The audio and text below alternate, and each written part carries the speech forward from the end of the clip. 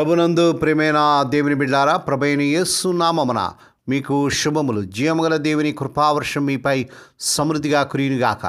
ఈ దినం అనగా ఫిబ్రవరి నెల 11వ తారీఖు 2026 బుధవారం హోలీ ట్రింటీ చర్చ్ మినిస్ట్రీస్ వారు అందించు ఆనుదేనామన్న.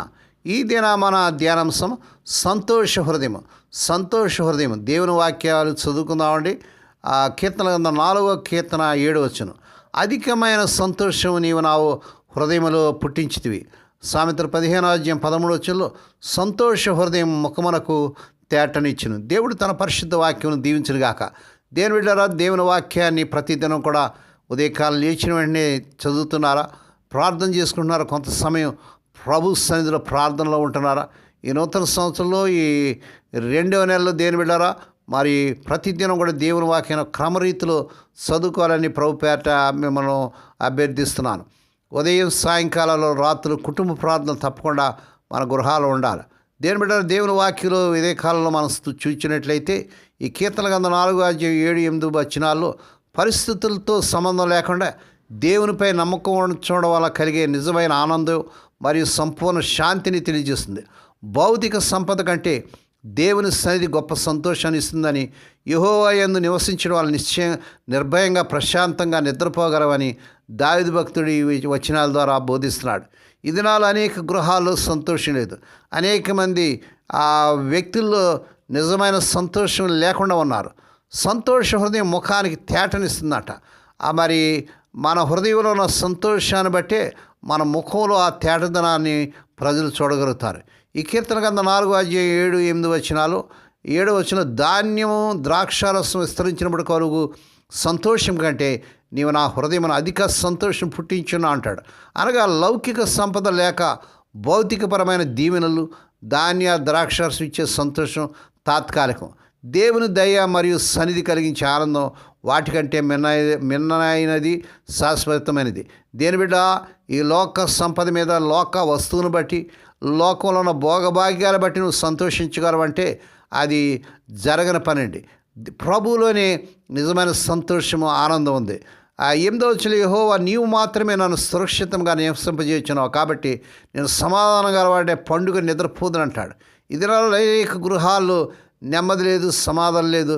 రాత్రులు నిద్ర పట్టక మరి స్లీపింగ్ ట్యాబ్లెట్స్ వేసుకుంటున్నట్లుగా చూస్తున్నాం. మన భద్రత మరియు శాంతికి దేవుడే మూలం. పరిస్థితులు ఎలా ఉన్నా దేవుని రక్షణపై నమ్మకంతో ప్రశాంతంగా నిద్రపోవచ్చు. ఈ వచనాలు కష్టకాలంలో దేవుని ఆశ్రయించడం ద్వారా హృదయంలో నెమ్మదిని పొందవచ్చని, భౌతిక అవసరాల కంటే దేవుని కృపయే గొప్ప ఆశీర్వాదమని సూచిస్తున్నాయి. దేవుని బిడ్డ, సంతోషం లేదా, హృదయంలో ఆనందం లేదా? నవ్వే వాళ్ళందరూ సంతోషంగా ఉంటారు అనుకోవడం బుద్ధిహీనత.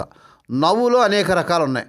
ఆత్మస్థైర్యంతో నవ్వే నవ్వు, ఆత్మ సంతుష్టితో నవ్వే నవ్వు, స్వాతిశయంతో నవ్వే నవ్వు, సందర్భానుసారమైన నవ్వు, సాతానుడి నవ్వు, వ్యంగ్యపు నవ్వు, వెకిలి నవ్వు, వేషధారణ నవ్వు, విమర్శనాత్మక నవ్వు, తప్పులెన్నో నవ్వు, తప్పులెన్నే నవ్వు, అలవాటుగా వచ్చే నవ్వు, ఆత్మీయమైన నవ్వు. ఇలా నవ్వులు అనేక రకాలు ఉన్నాయి. మంచిగా నవ్వే నవ్వులు ఉన్నాయి, మరింత మంచిగా నవ్వే నవ్వులు ఉన్నాయి, శ్రేష్టమైన విధంగా నవ్వే నవ్వులు ఉన్నాయి. ప్రతిదానికి దాని స్థాయిని బట్టి దాని విలువలు దానికి ఉంటాయి. మనం మంచి నవ్వులే ఎన్నుకోవాలి. మంచి నవ్వులే మనం ప్రదర్శించాలి.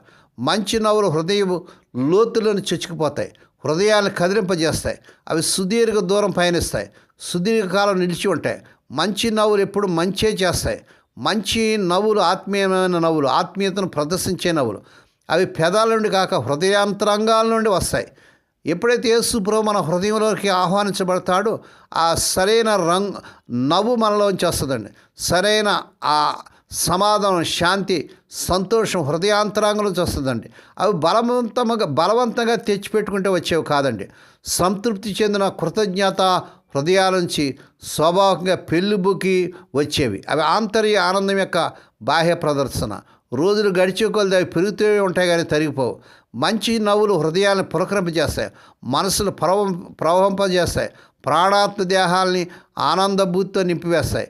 అవి నిరంతరం నిలిచే జీవజల ఓట్లలోంచి పొర్లిపారే సజీవ సెలయేర్లు. సంతృప్తి నిండిన ప్రశాంత హృదయం ముఖాన్ని ప్రకాశింపజేస్తుంది. అలాంటి హృదయం నిరంతరం చిరునవ్వులను చిందింపజేస్తుంది. ఆత్మ ఆనందపు టంచుల్లో విహరిస్తున్నప్పుడు చూపులను, స్పర్శలను, స్వరంలో కూడా ఆనందపు మహిమ ప్రదర్శించబడుతుంది. నిత్యమైనది, నిజమైనది అయిన ఆనందానికి మూలము, కేంద్రము మన ప్రభు అయిన యేసుక్రీస్తే.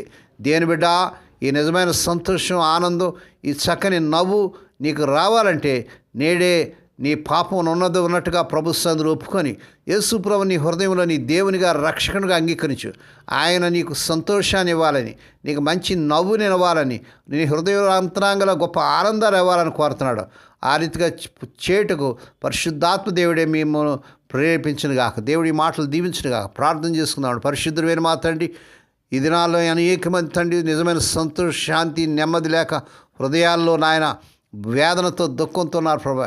ఎన్నో కుటుంబాల్లో వేదన, దుఃఖం, సమస్యలు ప్రభా. మీరే కారించే నిజమైన సంతోషం ప్రభా మీరే ఉన్నదనేటువంటి విషయాన్ని గ్రహించి మా తండ్రి మిమ్మల్ని హృదయంలో ఆహ్వానించడం సహాయం చేయండి. ఈ దినం పుట్టినదినాలు, వాహ దినాలు, ఆయా శుభదినాలు జరుపుకున్న బిడ్డలు బహుగా దీవించి మరొక సంవత్సరమైన దయాకటిన బిడ్డకు ధరింపజేసి వారి పట్ల నూతన కార్యం జరిగించుకోండి తండ్రి. నా తండ్రి వర్తమానాలు డైలీ అనుదినం మన్నా తండ్రి మరియు షేర్ చేస్తూ, లైక్ చేస్తూ, సబ్స్క్రైబ్ చేస్తున్న మా ప్రియులను దీవించి వారు రావాల్సిన దీవులు మెండుగా తెచ్చండి. హోలీ ట్వంటీ చర్చ్ మినిస్ట్రీస్ ద్వారా, ఆయా మినిస్ట్రీస్ ద్వారా జరుగుతున్న పరిచయం దీవించండి. ఈ దినదాసులను, దాసురాన్ని, విధవరాన్ని, దిక్కులేని బిడ్డలు, తండ్రి లేని బిడ్డలను జ్ఞాపకం చేసుకుని వారి యొక్క ప్రతి అవసరం తీర్చండి. విదేశంలో ఉన్న మా ప్రియులందరితో ఉండండి. ప్రపంచ దేశంలోని బిడ్డలందరితో ఉండండి. నీ బిడ్డలైన సాయిల్ విషయంతో ఉండండి. మా తండ్రి స్వదేశ విదేశాల ఉద్యోగాలకు తిప్పబడుతున్న బిడ్డలకు, నా ఎవరి బిడ్డలకు వారు ఆరాధించిన ఉద్యోగాలు వచ్చినగా ఈ దినమంతట్లోని బిడ్డల చుట్టూ మీరు రక్తకం చేసి ప్రతి విధంగా కీడు నుంచి, దృష్టి నుంచి, ప్రమాదం తప్పించి క్షేమకరమైన ప్రయాణాలు దయచేయమని మహిమ నీకే, ఘనత నీకే చెల్లించుకుంటూ యేసయ్య పరిశుద్ధ నామమున స్తుతించి గణపరిచి వేడుకొని ప్రార్థిస్తున్నాం తండ్రి. ఆమేన్. మన ప్రభువైన యేసుక్రీస్తు వారి కృప, తండ్రి అయిన దేవుని ప్రేమ, పరిశుద్ధాత్మ దేవుని కన్నుల సహవాసము సదాకాలం మీకు తోడేండి నడిపించి బలపరచునుగాక. ఆమేన్.